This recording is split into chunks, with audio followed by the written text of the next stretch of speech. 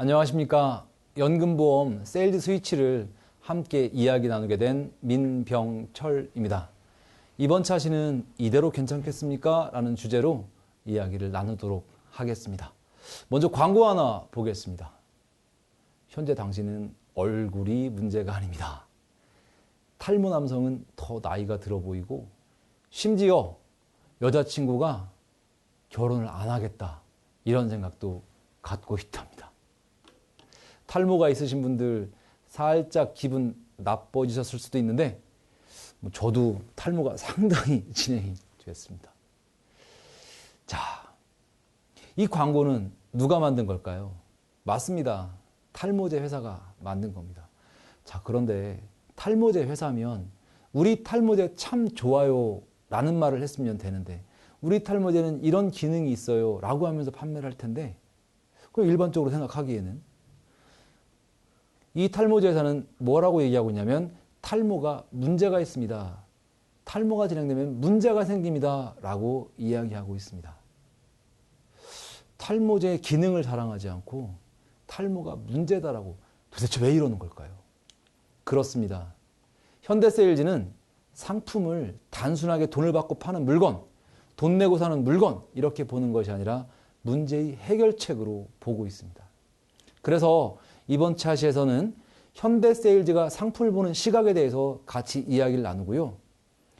바로 그 문제라는 것을 누르면, 문제라는 스위치를 누르면 상품이 판매가 되는구나 라고 하는 것을 우리 연금보험에 적용해 보도록 하겠습니다. 고객의 귀가 열리는 시간이 될 겁니다. 방금 말씀드린 것처럼 화장품에서 컴퓨터에 이르기까지 판매되는 이유는 뭐 때문이다? 고객의 문제를 해결해 주기 때문이라는 겁니다. 상품의 좋은 정의는 문제에 대한 해결책이라고 얘기합니다. 이 광고 보신 적 있으시죠? 지금 썸 타는 그 오빠 온갖 냄새는 다 달고 다녀. 담배 냄새, 술 냄새, 회식할 때 삼겹살집에서 삼겹살 막 굽다가 뭐 탄고기 냄새 막 근데 안 빨어. 다 달고 다녀.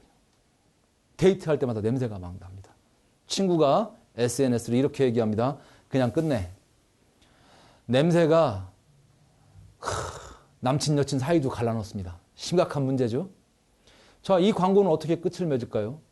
네, 잘 아시는 것처럼 두 번 칙칙 그러면 냄새가 싹 사라지고 반짝반짝 블링블링 해지면서 다시 남친과 여친의 사이가 좋아지는 것으로 끝을 맺습니다. 다 뭐 하는 겁니까?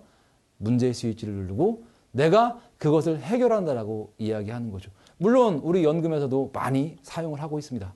고객님, 상체는 비대한데 뚱뚱한데 하체가 부실하면 하체는 막 뭐 힘도 없는 거예요. 그럼 어떻게 될까요? 이런 일이 우리 사회에 이미 많이 진행돼 왔고 지금도 진행되고 있습니다. 2012년에는 학교가 이미 나눠놀기 시작했고요. 생산 가능 인구가 언제부턴가 줄어들기 시작했습니다. 언제일까요? 맞습니다. 올해 2016년입니다. 지금부터 10년이 지나고 나면 고객님 나이가 몇 살일지 또는 제 나이 또는 영상 보시는 분들의 나이가 몇 살일지 모르겠습니다만 그때는 경로당에 번호표가 등장할지도 모르겠습니다. 그로부터 한 15년쯤 지나고 나면 우리나라 국민연금에 첫 적자가 발생할 거로 예상되고 있습니다.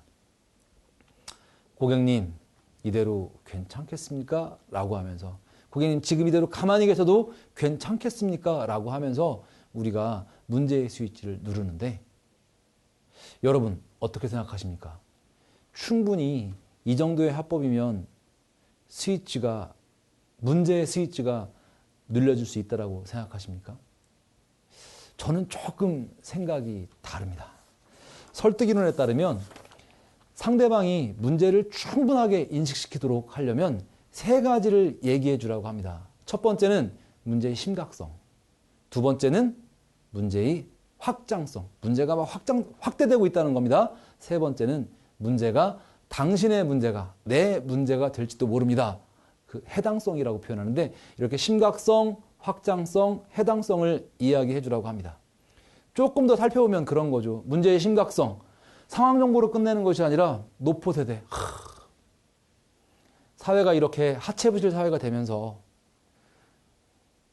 그냥 대책 없이 세월을 지냈던 분들께서 자기 삶을 포기하는, 자기 방임이라 그러잖아요. 밥 먹는 것도 싫고 운동하는 것도 싫고 아파도 병원도 안 가는 그런 노포 세대가 등장을 하고 있습니다. 이유는 빈곤하기 때문에, 가난 때문에 삶의 어떤 의욕이라 그럴까요? 아니면 자기의 자신감, 삶의 의미 뭐 이런 것들을 잃는 거죠. 그분들을 우리는 우리가 아니라 그분들을 일본에서는 뭐라고 표현하냐면 하류 노인이라고 얘기를 합니다.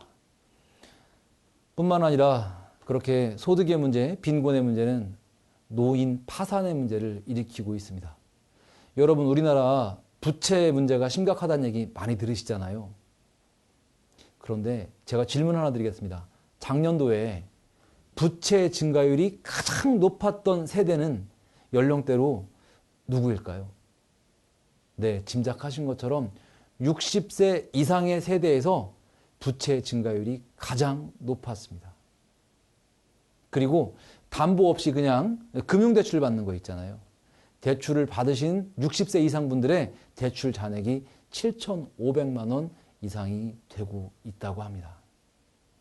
이미 일본에서는 그랬던 분들이 파산의 단계로 가면서 노파산이 문제가 되고 있죠. 폭주노인, 다 들어보셨 얘기일 겁니다. 노인 범죄가 증가하고 있잖아요. 근데 노인 범죄를 구성하는 4가지 큰 범죄가 있습니다.